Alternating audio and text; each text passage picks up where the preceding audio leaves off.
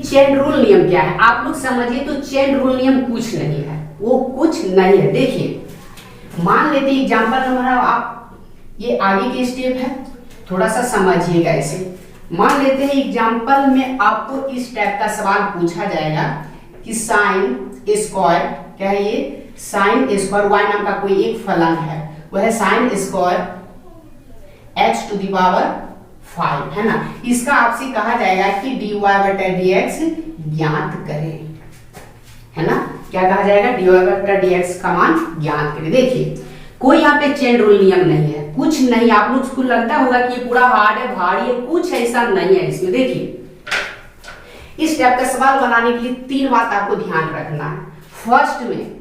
First में आपको हल करना है घात, क्या करना है, घात। उसके बाद करना है आधार को हल, उसके बाद आपको करना है कोण, क्या करना है, कोण को हल। ये 3 बात ध्यान में रख लीजिए, 3 बात ध्यान में रख लीजिए। देखिए क्या है, फर्स्ट में आपको हल करना है किसका, घात, उसके बाद किसका हल करना है, आधार, उसके बाद क्या हल करना है, कोण को। यहाँ पर देखिए इस सवाल में देखिए तो ये आपको आधार दिखाई दे रहा है क्या, और ये अगर हम आपसे ये बात करें तो ये आपको घात दिखाई दे रहा है, क्या ये घात, और इसी अगर हम आपसे बात करें तो वो कोण है, क्या ये कोण है ना। समझ में आ गया। चलिए देखिए आपसे क्या कहता है, dy बटा dx का मान ज्ञात करें, तो dy बटा dx हम लिख दी। क्या x के सापेक्ष हल कर रहे हैं वो आप लोग लिख दीजिएगा dc with respect to x, है ना। देखिए अब ये क्या है आपका y, यहाँ पे y है ना, तो y का मान क्या है वहां पे लिखा हुआ, देखिए तो साइन स्क्वायर क्या है x टू दी पावर 5, है ना। देखिए यहां पर आपको हल किसको करना है, फर्स्ट में सबसे पहले तो आधार को क्या बताए थे कि पहले घात को हल करना है। घात देखिए बीजगणित फलन क्या कहता है, यदि कोई संख्या पे पावर रहता है तो पावर को अवकलन करने वक्त क्या हम ले लेते हैं, बाहर लेते हैं और उनमें से 1 घटा देते हैं। ये क्या है आपका, देखिए तो साइन स्क्वायर इंटू 5x, यही है ना, तो क्या है आपका 5, सॉरी क्या है आपका साइन स्क्वायर x की पावर 5। तो ये जो ये घात है ना, तो घात को हम पहले हल करते हैं, तो घात को हम क्या करेंगे, बाहर निकाल लेते हैं, निकालिए और उसमें से 1 घटा देंगे। तो 2 में से हम घटा देंगे 1, तो कितना बचेगा 1। उसके बाद आपका क्या बचा है, देखिए तो x टू दी पावर 5, यहाँ तक में कोई दिक्कत नहीं। उसके बाद गुना, है ना। देखिए हम क्या बताएं कि पहले घात को हल करना, उसके बाद आधार को हल करना है। तो आप बताइए कि साइन स्क्वायर जो है, स्क्वायर तो हो गया वो घात, और साइन क्या हो गया है, आधार। तो साइन का क्या होता है अवकलन, तो कॉस होता है, क्या होता है, कॉस। तो कॉस लिख दिए हम। अब देखिए कि साइन के एंगल में क्या है आपका वो, तो वो हम लिख दिए x पावर 5, यहां तक में कोई दिक्कत नहीं। अब हम आपको तीसरा में इस दिन क्या बताएं कि कोण को हल करना है। किसको करना है, कोण को हल। कोण क्या है, देखिए तो x की पावर 5। आपको ये बीजगणित फलन में क्या बताएं कि जो पावर है वो पावर को बाहर और पावर में से 1 हम घटा देंगे। तो ये क्या करेंगे हम यहाँ पर 5 बाहर और 5 में से 1 घटा दिए, तो ये क्या हो गया आपका 2 साइन, ये हो जाएगा x की पावर 5 इंटू में कॉस, ये हो गया x की पावर 5 इंटू ये क्या हो जाएगा आपका 5x की पावर 4। अब यही संख्या को पहले लिख दीजिए, ये क्या है आपका 2 और ये क्या है आपका 5, ये क्या हो जाएगा 5 गुना 10, ये क्या हो जाएगा आपका साइन x की पावर 5 इंटू में क्या हो जाएगा cos x की पावर 5। यही है आपका चेन रूल नियम और कुछ नहीं है। समझ में आ गया। चलिए देखिए दोस्तों, अब ये अगला आपका एग्जांपल है कि मान लेते हैं कि y नाम का ये कोई फलन है, वो क्या है आपका cos, क्या है आपका cos इंटू में क्या है tan इंटू क्या है आपका sin x। इस तरह से आपसे सवाल अगर किया जाएगा तो इसे कैसे बनाएंगे, तो आपको सबसे पहले देखना है कि दिया है किस रिस्पेक्ट में दिया है। अगर हम आपसे बात करें यहाँ पर, तो ये जो है आपका क्या है, ये आपका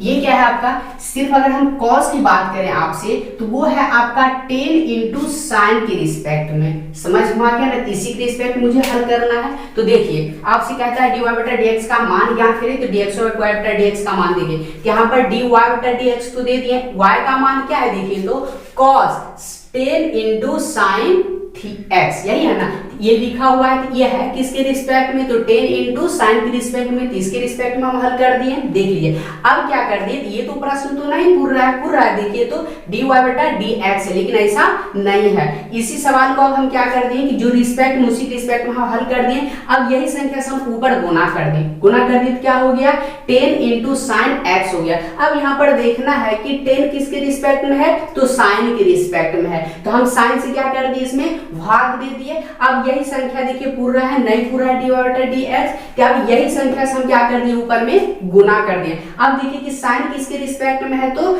x के रिस्पेक्ट में है। अब इसी को हमको हल करना है। तो देखिए यहाँ पर ये cos है ना, cos का क्या होता है डेरिवेटिव, माइनस साइन होता है, तो माइनस साइन दे दिए, यहाँ तक में कोई दिक्कत नहीं। अब देखिए यहाँ पर ये क्या है आपका 10 है ना, इस ये तो है रिस्पेक्ट, ये है पूरा एंगल है ना, ये cos का एंगल क्या है, ये पूरा एंगल है, तो cos का होता है sin x। हम यहाँ पर क्या लिख दिए, sin इंटू 10 इंटू क्या है आपका ये sin x है, ये तो पूरा तो एंगल में हो गया है। अब देखिए यहाँ पर ये 10 है ना, 10 का क्या होता है डेरिवेटिव, तो sec स्क्वायर होता है, तो sec स्क्वायर दे दिए। अब देखिए 10 के एंगल में क्या है, sin x, यहाँ पर भी हम लिखेंगे sin x का क्या होता है, तो cos होता है, वहां पर क्या है x, यहाँ पर भी हम क्या दे दिए, इसके एंगल में x, यहाँ तक में कोई दिक्कत नहीं। समझ में आ गया, इसी यही क्या है, चेन रूल नियम है, आपको ये देखना है कि किसके रिस्पेक्ट में दिया है। अब देखिए आगे मान लेते हैं कि y नाम का कोई एक फलन है, वो है आपका sin x to the power 7,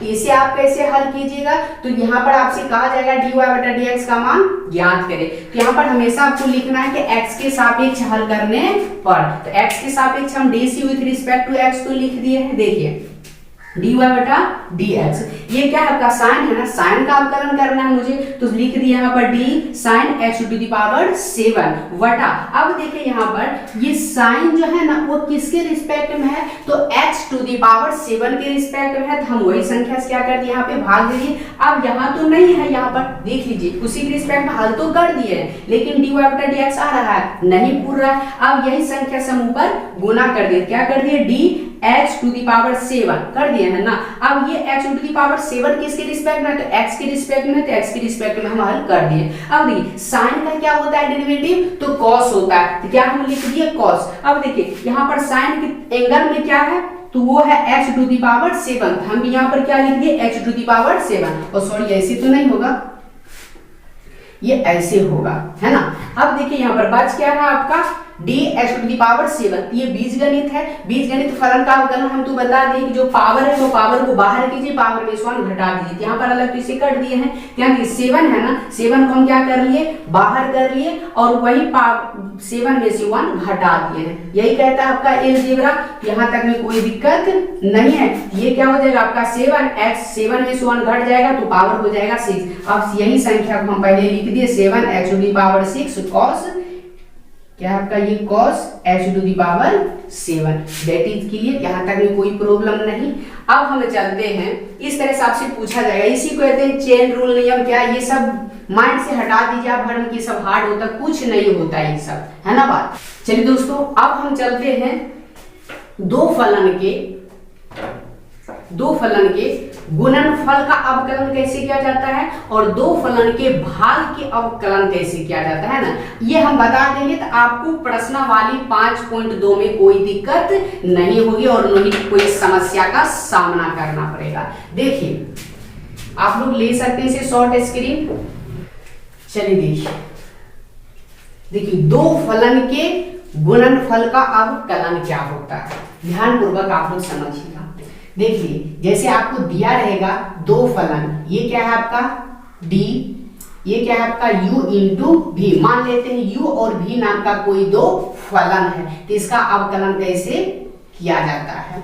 देखिए दो फलन के गुणनफल का अवकलन के लिए फॉर्मूला होता है, ये देखिए होता है u और dv बटा डी एक्स प्लस भी इंटू डी एक्स बटा डी यू बटा डी एक्स। ये होता है दो फलन के गुणनफल का अवकलन के लिए फॉर्मूला। देखिए इसे याद कैसे रखना है।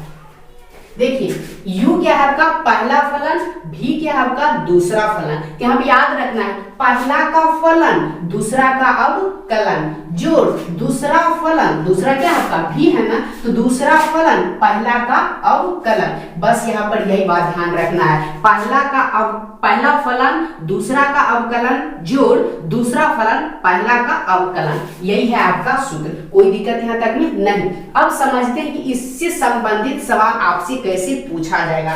मान लेते हैं ये एग्जाम्पल है आपका, मान लेते हैं y नाम का कोई एक फलन है, वो है आपका साइन x इंटू में है आपका cos x x स्क्वायर, ये है आपका। तो ये एक अलग फलन है, ये एक अलग फलन है, समझ में आ गया, क्योंकि इसमें भी एंगल है और इसमें भी एंगल है। ये दोनों क्या है अलग फलन है। इसे आप मान सकते हैं ये हो गया है आपका u और ये हो गया आपका v। तो दो फलन के गुणनफल तो हो गया है। अब इसका अवकलन कैसे किया जाएगा देखिए,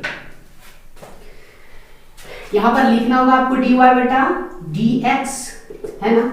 d ये y नाम का तो कोई फलन तो है तो लिख दीजिए यहाँ पर, ये क्या है आपका साइन x इंटू क्या है cos x स्क्वायर, यही है ना, कोई दिक्कत यहाँ तक नहीं। वटा क्या करेंगे हम dx, देखिए यही है आपका फॉर्मूला। तो ये क्या हो गया आपका u, ये क्या है आपका u और ये क्या है आपका v है ना। तो यहाँ पर देखिए सूत्र क्या लिखा है, पहला फलन दूसरा का अवकलन। तो पहला फलन क्या है आपका साइन है, तो हम क्या लिख देंगे साइन x इंटू में दूसरा का अवकलन, दूसरा क्या है आपका cos x स्क्वायर, यही है ना। तो इसका हम अवकलन कर दिए हैं, यहां तक में कोई दिक्कत नहीं।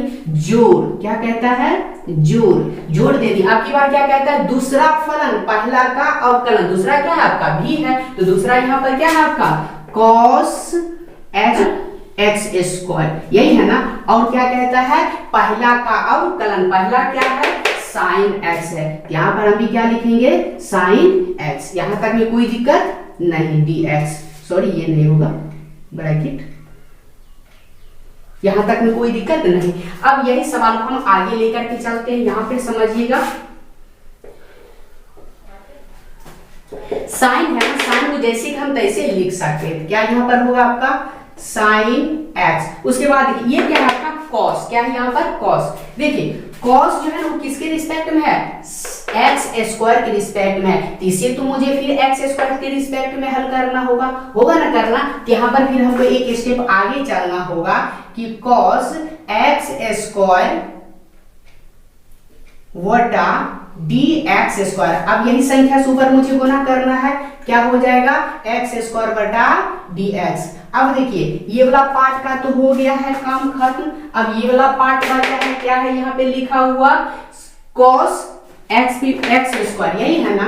तो लिख सकते हैं cos x स्क्वायर, ब्रैकेट नहीं दीजिएगा तो भी चलेगा, यहाँ पर कोई दिक्कत नहीं है। अब ये क्या आपका साइन, साइन का क्या होता है साइन का cos, यहां तक में कोई दिक्कत नहीं। अब देखिए ये क्या है आपका साइन, तो साइन लिख रही है, cos का क्या होता है डेरिवेटिव, cos का क्या होता है माइनस साइन। हम यहाँ पे क्या लिखेंगे माइनस साइन, माइनस को हम बाहर ही लिख देते हैं, समझ में आ गया कि यहीं पर माइनस होता है, लेकिन cos का क्या होता है माइनस साइन, माइनस को हम बाहर ले लेते हैं। ये क्या हो गया साइन x स्क्वायर इंटू में ये क्या हो गया पावर जो दो है, दो को हम बाहर निकालेंगे और उसमें से 1 घटा देंगे, यही है ना, घटा दिए हम, ये बीजगणित हो गया। ये क्या है आपका, ये अलग है, ये दोनों अलग अलग है। यहाँ पर है x पर स्क्वायर है, यहाँ पर अगर स्क्वायर रहता ना तब हम गुना करके लिख सकते थे x3, लेकिन ये ऐसा नहीं है इसके एंगल में, इसीलिए ऐसे के जैसे है तैसा ही रह जाएगा। तो क्या होगा आपका cos x स्क्वायर इंटू हो जाएगा आपका cos x, इसी को एक स्टेप आगे लिख सकते हैं। ये क्या हो गया आपका, यही है ना, क्या है 2x, 2 में से 1 घट गया, यही पार्ट है ना, ये किसका है इसका पार्ट है। तो ये वाला पार्ट को बाहर पहले लिख सकते हैं 2x, 2 में से 1 जाएगा तो क्या बचेगा 1, तो 2x होगा। तो ये क्या हो गया आपका माइनस का चिन्ह पहले दे दीजिए, साइन एक्स इंटू क्या हो जाएगा साइन एक्स स्क्वायर प्लस में क्या हो जाएगा आपका ये कॉस एक्स, ये वाला पार्ट को पहले ये वाला पार्ट को बाद में लिख देते हैं एक्स स्क्वायर। यही हो गया आपका आंसर। तो इस टाइप से आपसे सवाल किया जाएगा कि दो फलन के गुणनफल का अवकलन किस रूप में किया जाता है, कैसे किया जाता है, इसी तरह से आपको बनाना है। अगर आपको नहीं समझ में आ रहा है हमारी वीडियो को रोक करके बैक करके आप देख सकते हैं, कोई दिक्कत नहीं है। क्या हम आगे चल सकते हैं? चलिए देखिए, अब हम चलते हैं कि दो फलन के भाग का अवकलन किस तरह किया जाता है ना। जस्ट इसी से वो मिलता जुलता है, कोई तरह की उसमें डिफरेंस नहीं है, इससे थोड़ा सा भी अलग नहीं, सेम समझिए तो वही है। कॉपी में उतारते जाइए प्रत्येक सवाल को। चलिए देखिए, दो फलन का मान लेते हैं कि ये क्या है आपका u बटा क्या है आपका v, इसका अवकलन आपसे पूछा जाएगा। देखिए आप लोग पहले दो फलन के गुणनफल में क्या पढ़े, पहला अवकलन, पहला फलन दूसरा का अवकलन, यहां जस्ट उसका उल्टा हम कर देंगे। देखिए आप लोग दो फलन में क्या पढ़े हैं, u इंटू v बटा dx, तो इसका अवकलन क्या होता है, पहला फलन क्या है u, दूसरा का अवकलन जोड़, क्या लिखे हैं आप लोग, दूसरा फलन पहला का अवकलन, यही है ना सूत्र, तो यही हम आपको भी जस्ट बताए हैं। यही सवाल को आप क्या कर दीजिए, ये वाला पार्ट को ना पहले लिख दीजिए, ये वाला पार्ट को बाद में लिख दीजिए, बीच में ऑटोमेटिक माइनस का चिन्ह लगा दीजिए, वटा में पूरा में दूसरा का होल स्क्वायर कर दीजिए, मतलब v का होल स्क्वायर। समझ में आ गया? देखिए क्या बताया है, एक आपको ध्यान रखना, एक एडवांस में आपको फ्री में याद हो जाएगा। ये क्या है, दो फलन के भाग का अवकलन, दो फलन के गुणनफल का अवकलन आपको हम बता चुके हैं। दो फलन के अवकलन क्या होता है, दो फलन के गुणनफल का अवकलन, पहला फलन दूसरा का अवकलन, समझ में आ गया, जोड़, दूसरा फलन पहला का अवकलन। तो हम क्या करेंगे, दो फलन के भाग वाले में ये वाला पार्ट को पहले लिख देंगे, या क्या करेंगे हम पहले लिखेंगे, उसके बाद ये वाला पार्ट को क्या करेंगे हम दूसरा बार में क्या करेंगे, ये पार्ट को लिखेंगे दूसरी बार में। तो चलिए ये वाला पार्ट को हम यहां पर लिख देंगे, क्या है, दूसरा फलन पहला का अवकलन, घटा, बीच में घटा के चिन्ह ऑटोमेटिक लगेगा, उसके बाद पहला फलन दूसरा का अवकलन वटा दूसरा का होल स्क्वायर, मतलब v का होल स्क्वायर। यही है आपका दो फलन के भाग का अवकलन के लिए फॉर्मूला, है ना। अब हम चलते हैं इस पे, सवाल कैसे आपसे पूछा जाएगा, देखिए मिटा सकते हैं ये,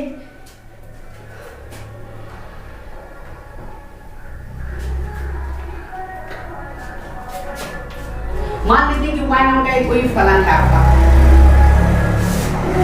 ये आपका साइन x बटा ये हो गया आपका 10x, ये तो सूत्री हो जाता, सॉरी ये क्या हो जाएगा आपका, मान लीजिए कुछ भी सेक x, क्या है ये सेक x, है ना। इसका कहा जाएगा आपसे कि अवकलन ज्ञात करें dy बटा dx इक्वल टू y। ऊपर वाले को आप लोग क्या मान लीजिएगा u, और नीचे वाले को क्या मान लीजिएगा v। क्या है ये आपका u और ये क्या है आपका v।